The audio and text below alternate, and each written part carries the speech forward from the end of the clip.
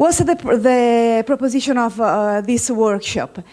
On each table, you can find 4 big pillars, very well designed, as you can see. What are these pillars? These pillars are the pillars that we are submitting to you as the pillars that will sustain your own strategy, your own innovation strategy in your university. Now, please let your imagination flow. Try to describe how these pillars can be filled with bricks that can help you in building your own strategy.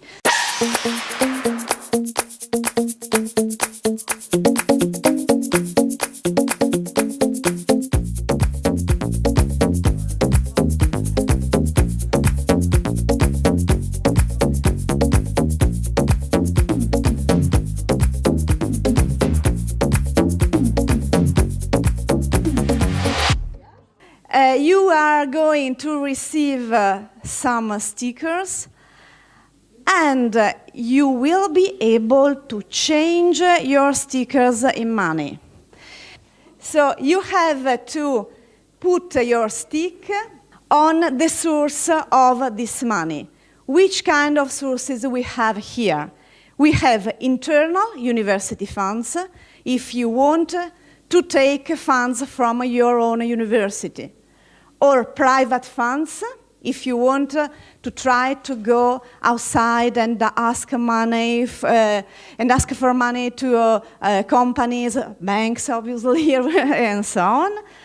Governmental national funds, regional or local funds, EU international funds. Okay?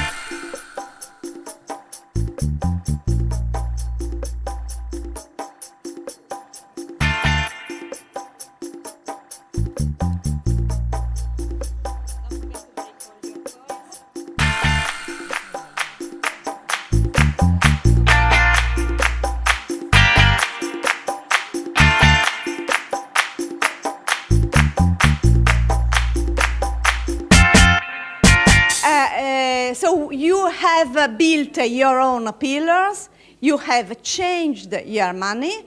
Each of you has to decide in which pillar he wants to put his own money.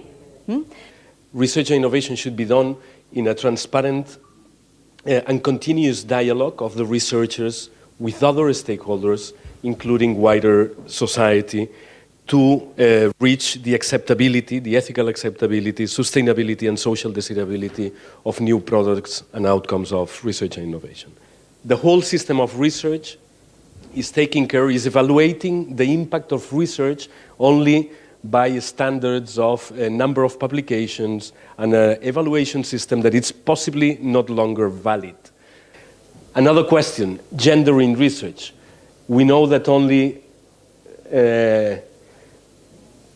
there is a balance in the people who study research, scientific careers, but then we see that only 13% of full professors at European universities now are women.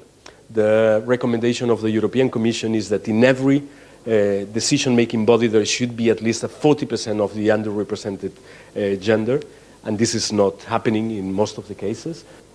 What is RRI and how to apply it? And the things that I will show from now come from a project, RRI Tools. I'm the coordinator of it. It is finishing in a month, but it's been a big project funded by the European Commission, a 7 million euro project with 26 institutions that has been trying to operationalize the concept of responsible research and innovation.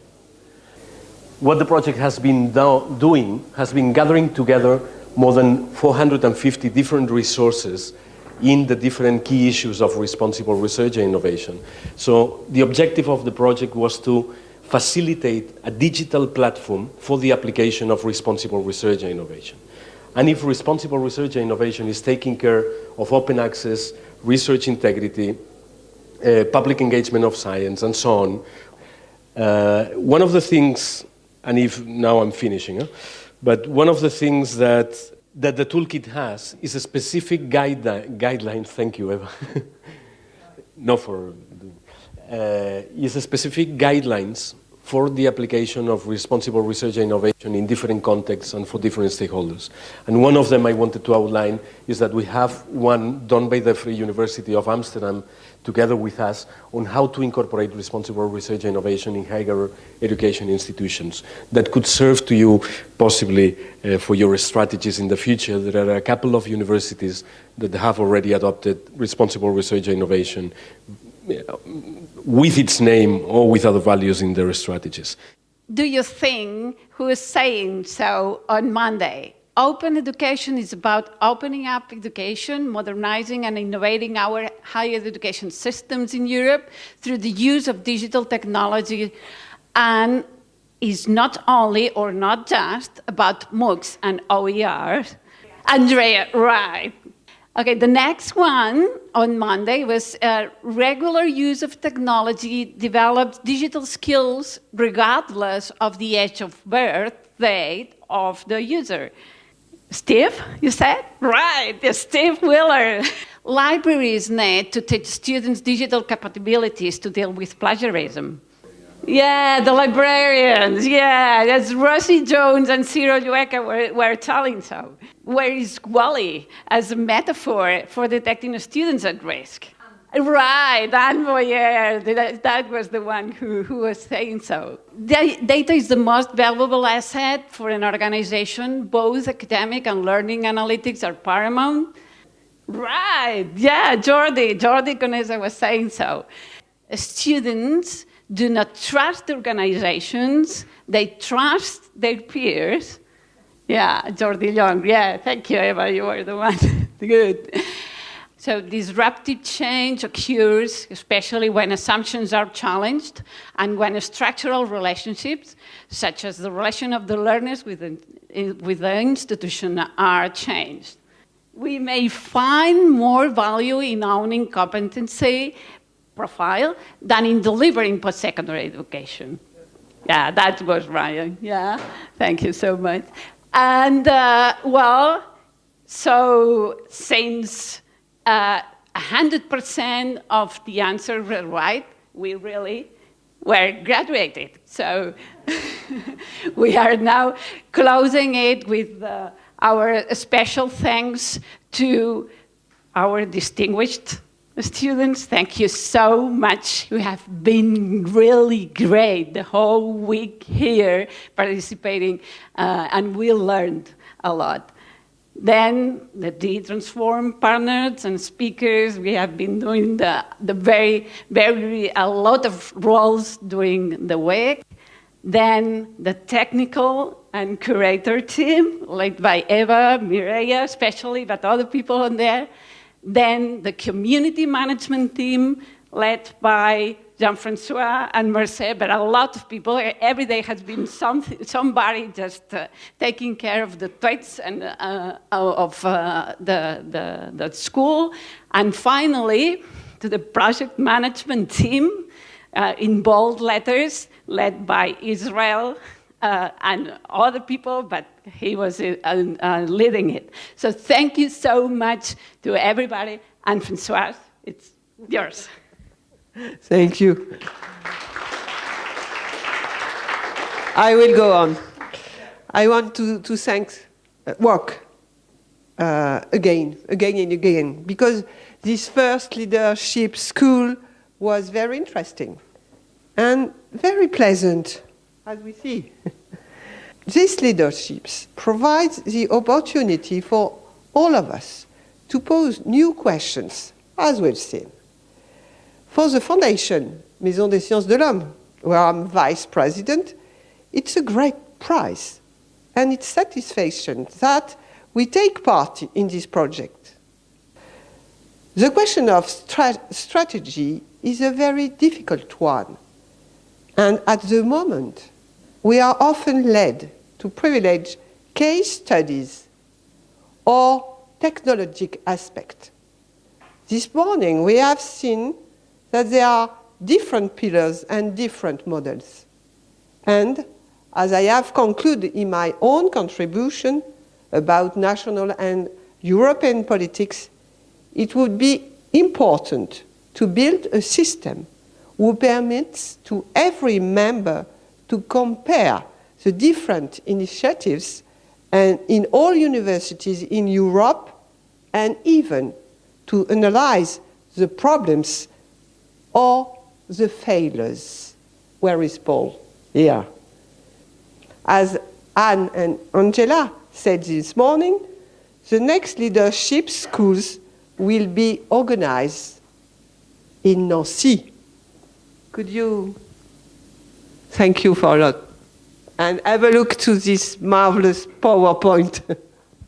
This is the first leadership school. The second one will take place in France, in Nancy. So the leadership school will take place in Nancy from the 19th to the 22nd of May of next year. And it will be organized in partnership with ICDE, the International Council for Distant Education, and UNIT Foundation. Anne Boyer is the president of the UNIT Foundation. The leadership school will be organized at the same time that the President Summit, which is an annual event of ICD. There will be a very international public delegates. Sorry, from 29th to 23rd of May, there is a mistake. The 24th of May, we'll go to Paris, and for the final event, the final conference of the project. And the conference will be organized in partnership with ICD and UNESCO, and will be held at UNESCO headquarters in Paris. So you are all invited to come for the leadership school and for the final conference.